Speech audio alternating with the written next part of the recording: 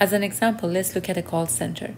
In this call center, we receive 1,700 calls per hour. Okay, so that's the rate of arrival of customers or entities to the system on average.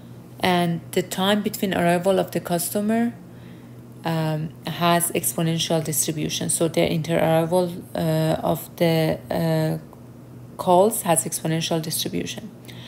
On the other hand, we know that every so these two lines basically gives us information related to arrival process, and it says that the inter-arrival time has exponential distribution and the arrival rate is 1,700 customers or calls per hour. Then we also know that a customer representative can handle or provide service to 30 customers per hour, again on average. Knowing if it's average or fixed is important. And the time for handling a customer has exponential distribution. So the third and the fourth bullet gives me information regarding the service process in this queuing system. So the service time has exponential distributed and the service rate is 30 calls per hour. Up to 25 calls can stay on hold. If 25 calls are on hold, any new call will be lost. So this sentence basically tells me that in this queuing system, there is a limit on the length of the queue. So it's not that as many customers that can come to the system has infinite capacity. So the system has capacity to hold 25 people in the queue. So that knowing that is important. Also, there are 75 representatives in this system in the call center that are working, okay? So keep that in mind. There are 75 representatives and the system can only let 25 calls or 25 customers stay on hold. So what is the state variable here? In this queuing system, the state variable is number of calls in the system. And what are the possible values for the state of the system? Knowing that the system has 75 representatives and the queue can hold only 25 calls for the size of the queue, then this system can hold up to 100 calls. So what are the possible values for the state of the system? The state space or the state of the system can have 0 call, 1 call, 2 call, all the way to 100 calls. These are possible values for the state of the system. Okay, let's look at another example. In this example, we are looking at 2 light bulbs. So we have 2 light bulbs. On average, a light bulb lasts for 22 days, exponentially distributed. When a light bulb burns, it takes on average 2 days to replace it. So what is death and what is the birth in this process? So we have 2 light bulbs in the system and any one of them can burn at any point of time. And let's assume also the time that it takes to replace the bulbs has average of 2 days and is also exponentially distributed. So in this system, we have 2 bulbs. Any one of them can burn at any point of time randomly. And when they burn, it takes us on average 2 days exponentially distributed to replace the bulb. Okay. So basically we see if we can look at this as a stochastic system or as a queuing system. So if we want to do this, what would be the state of the system? Let's answer this question first. So what is the state of the system in this scenario? So we can say that the state of the system is the number of bulbs that are working. What are the possible values for the state of the system? So we can have, so this is our state space. We can have either 0 bulb working or 1 bulb or 2 bulbs working. So these are the possible values for the state of the system. Then let's go back to this question. What is the death and a birth in this stochastic system or in this queuing system? So a birth happens when a bulb is repaired and is returning to the system. And a death happens when a bulb burns.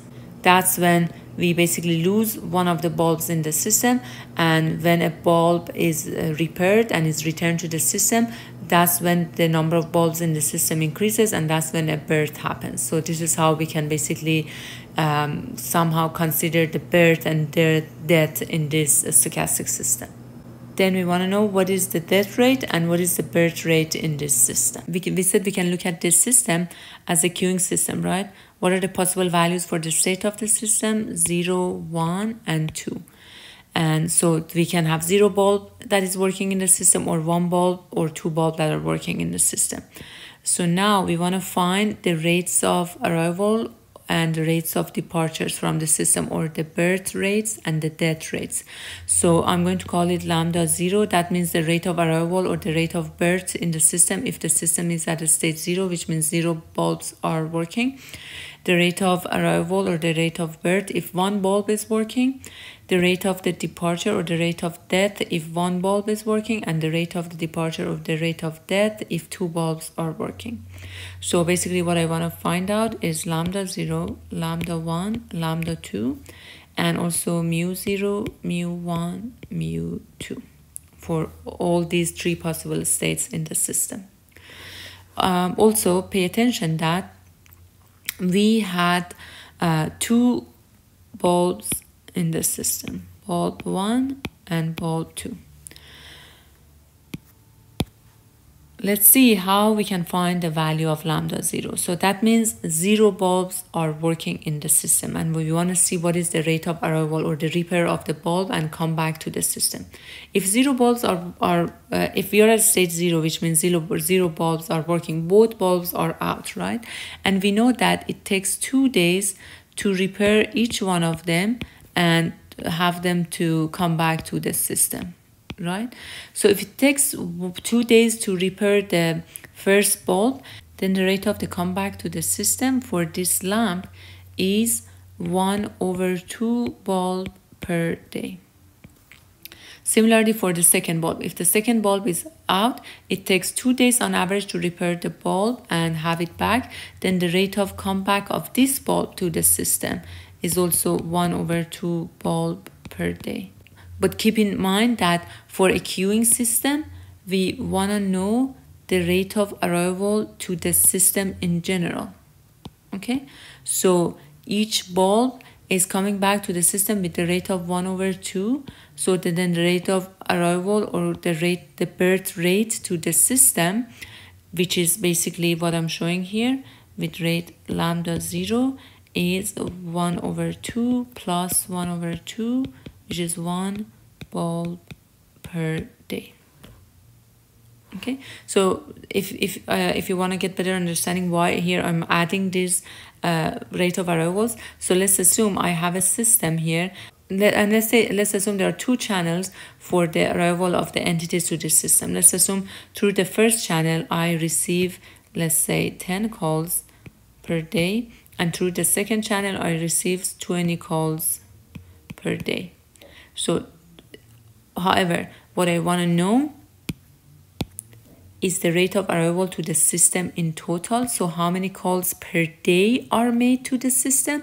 So if I want to know that, then that lambda is 10 plus 20 equals to 30 calls per day. So that's why basically we add these 2 different arrivals to the system to find the total rate of arrival to the system. And the same happens here. Each one of the bulbs can come to the system with the rate of 1/2 bulb per day. So then the rate of arrival to the whole system is the sum of these 2 numbers. And that's exactly what I need for lambda 0, because lambda 0 basically means both bulbs are out and they are not working. So what is the rate of arrival of a bulb or a birth of a bulb to the system? Each one of them can be repaired at any time and comes back to the system with the rate of 1/2. So the rate of entrance to the system is 1/2 plus 1/2 equals to 1. That's the rate of arrival to the system. Let's calculate lambda 1. So what does lambda 1 means? Lambda 1 means we are at state 1, which means one of the bulbs is working and one of them is out. So let's assume the first one is working and the second one is out. Okay, so then what is the rate of arrival to the system? So the first one is working. We don't expect this bulb to come back to the system. It's already in the system and is working. So the only arrival that we expect is from the second bulb. And we know that the second bulb, when they go back for the repair, it takes 2 days on average to do the repair, and they come back to the system with the rate of 1/2 bulbs per day. So then lambda 1 is just going to be 1/2 bulb per day. Okay, and if I want to calculate lambda 2, the value of lambda 2 is 0, because what does lambda 2 means? Lambda 2 means the rate of the arrival to the system when the state of the system is 2, right? This is lambda 2. So what does it mean when the system is in a state 2? The system is a state 2. That means both bulbs are working. So bulb 1 is working and bulb 2 is working.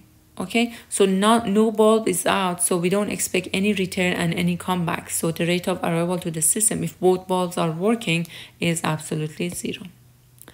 Now let's calculate the mu's. For mu 0, we said it initially that for any queuing system, mu 0 is always 0. Because what does mu 0 means? Mu 0 means 0 entity or 0 bulbs are in the system. What is the rate of the departure from the system, or rate of death when there is no entity in the system? Obviously that's 0, right? How about mu 1? How can we calculate mu 1? What does mu 1 means? Mu 1 means the system is at state 1, which means one bulb is working and one bulb is not working. And what is the rate of departure from the system? So if one bulb is not working, then we don't need to worry about anything. So that bulb is already out. So there is no departure related to that bulb. We just have to find the rate of departure or the rate of death for the bulb that is already working. If this bulb is already working, we said it takes 22 days for this bulb to work on average before it burns. So then the rate of the departure for this bulb, or I'm going to call it mu, is 1/22 bulb per day. So the second bulb is not working. I don't have any departure related or any death related to second bulb. It's already out. So the first bulb is leaving the system with this rate. So then mu 1 is going to be 1/22 bulb per day. And then how about mu 2? What is the value of mu 2? So the mu 2 means, what if the state of the system is at the state 2? That means both bulbs are working. Then what is the rate of the departure from the system? So if the first bulb is working, the rate of the departure is 1/22. And if the second bulb is working, it works for 22 days. So on average, before it burns, so the rate of the departure for the second bulb, the time for it to burn, or the time for the death to happen, and for the bulb to leave the system, is again 1/22 bulb per day. But remember, but note that for a queuing system, we need the rate of departure from the whole system. Okay, so the first bulb can leave with this rate, or can burn with this rate, or can die with this rate. The second bulb can die or can burn and can leave the system with this rate as well. What is the rate of the departure from the whole system? Mu 2 is going to be 1/22 plus 1/22, which is 1/11 bulb per day. So here I draw the rate diagram again, and on these rate diagrams, instead of putting lambda 0, lambda 1, mu 2, I put the values that we just calculated. Now with these rate diagrams, I want to calculate the steady-state probabilities for this queuing system. So if you remember, the steady-state probabilities are shown with pi j. So in this system, we have 3 possible states, state 0, 1, 2. So we have pi 0, pi 1, pi 2.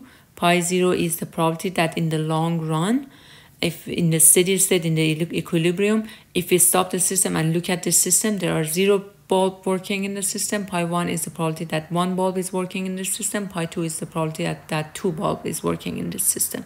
How can we calculate those? If you remember, the general formula that we had was that pi j equals to pi 0 cj, and cj is lambda 0, lambda 1, all the way to lambda j minus 1 over mu 1, mu 2, all the way to mu j. Right? That's the formula that we extracted. So let's use that formula and find the values of pi 0, pi 1, and pi 2 in this system. So pi 0, obviously we don't know. That's one of the things we need to find. Pi 1, based on the formula, is pi 0 c1. That's going to be pi 0, and c1 is going to be lambda 0 over mu 1. That's going to be lambda 0, which is 1, over mu 1, which is 1 over 22 pi 0. That's going to be 22 pi 0. Pi 2 is going to be pi 0 c2. And pi 0 and c2 is going to be lambda 0, lambda 1 over mu 1, mu 2. That's going to be pi 0, 1 multiplied by 1 over 2, 1 over 22 multiplied by 1 over 11. After we do the simplifications, this is going to be 121 pi 0. On the other hand, we know that pi 0 plus pi 1 plus pi 2 equals to 1. Pi 0 plus pi 1, which we already calculated here, plus pi 2, which we already calculated here, equals to 1. Here in this equation, the only unknown I have is pi 0. If we solve this, pi 0 is going to be 1 over 144, or pi 0 is going to be 0.006. That's the chance that the number of bulbs that are working in this system is 0. If I know the value of pi 0, the only other thing I need to do is to replace pi 0 here and here to find the value of pi 2 and pi 1. And when I do that, the value of pi 1 is going to be 11 over 72, or 0. And the value of pi 2 is going to be 0.844. So those are basically the value of the steady state probabilities associated with this system. The value of pi 0, pi 1, and pi 2. Which means that if we let the system to just do all these transitions in the long run, in the equilibrium, if I stop the system and look at the number of bulbs in the system that are working, what is the chance that I have 0 bulb working in the system? What is the chance that I have 1 bulb working in the system? And what is the chance that both bulbs are working in the system?